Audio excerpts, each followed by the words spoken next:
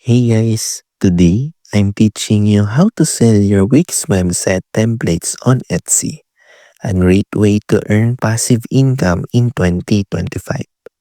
First, open your Wix account and finish creating your website template. Make sure it's fully designed and ready for transfer.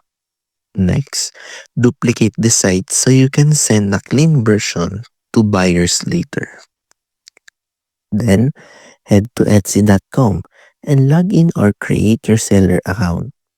Click Add a listing, upload screenshots or mock-ups of your Wix template, and write a clear description.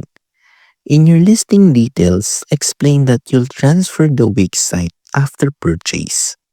When someone buys, go to your Wix dashboard, click Site Actions, then Transfer Site, and enter their email address. And that's it.